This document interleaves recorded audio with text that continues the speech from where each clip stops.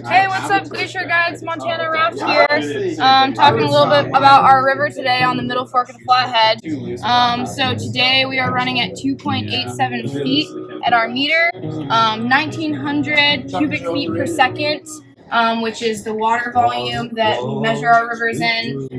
Imagine that being 1,900 basketballs flowing across a single line per second on the river. Should be a high of 90 degrees today. And our water temp is around 60 today, so warming up. Today, a couple of things you might need: sunscreen, water bottles. If you need to fill up your water bottles, it's over here to the left. I would use the restroom before we leave.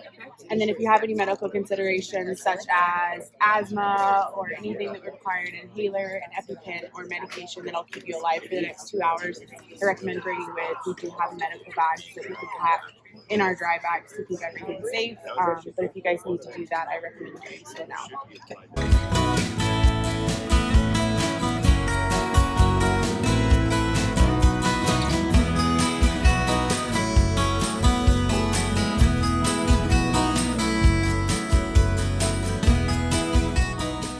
Plan ahead and prepare.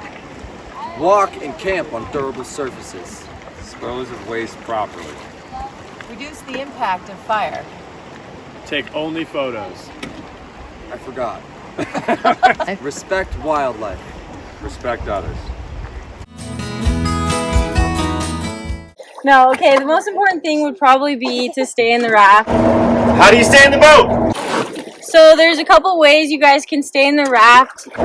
First thing you can do is paddle, okay? That contact point with the water is going to actually stabilize your body on the boat. Paddling helps you suction yourself to the raft. Always keep a hold of your T-grip.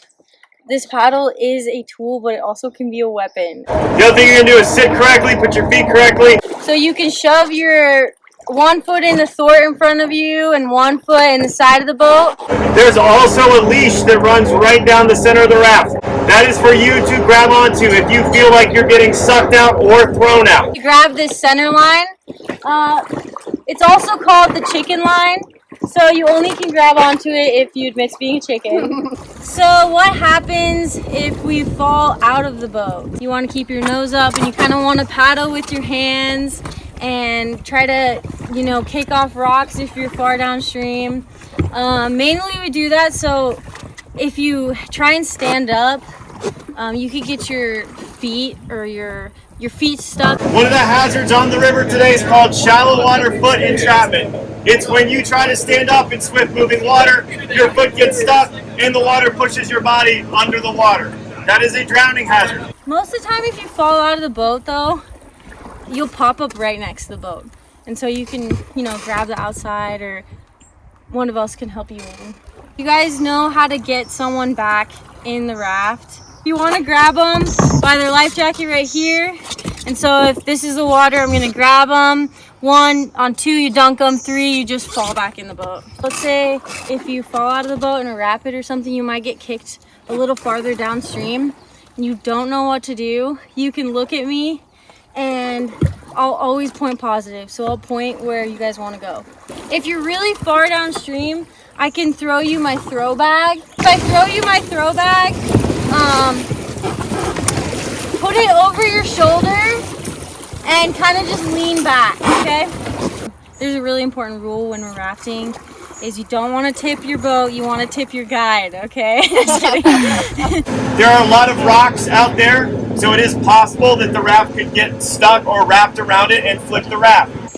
What happens if we flip our boat? If your raft starts bumping a rock for some reason, your guide may yell high side, left, or right, depending on whatever side the raft is impacted. So high side just basically means one side of the boat is higher than the other and it feels like you're going to tip. Just lean to the high side. What we're trying to do is reorient the center of gravity of the boat and shift the weight against the obstacle so the raft doesn't continue to flip up and over. If we do tip, it's just make sure to hold on to the boat, and if you can, climb right back on the boat. dynamic between the shallow and the deep has everything to do with like the geology, like these intense fault lines that you see along the river. Like look at how vertical that rock is coming out of the ground. Like creates these really interesting like hydraulics in the river, such as like whirlpooling and whatnot, but it also creates like really deep and then really shallow really quickly, which is pretty unique, honestly, for a lot of rivers. Is that because of stratification? A man by the name of Dan Duty had a 160-acre homestead on the park side of the middle fork of the Flathead, and he was living out there probably 1880s time frame. So I've been running rivers ever since I was like 6 with my family. So we're on a wild and scenic river, which is really cool. Less than 1% of all of America's rivers are wild and scenic. Basically prevents any damming, any altercations of any kind, any channeling of rivers or irrigation systems put in. So it was pretty cool that we get to be rafting on one today. Crazy thing, there are over 2,000 dams in Montana, which I didn't even know. The most wild and scenic thing you're gonna see on this river today is me.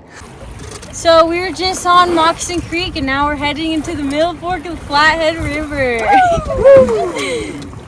So floating on the Flathead River is actually a really great way of seeing Glacier without going into the park.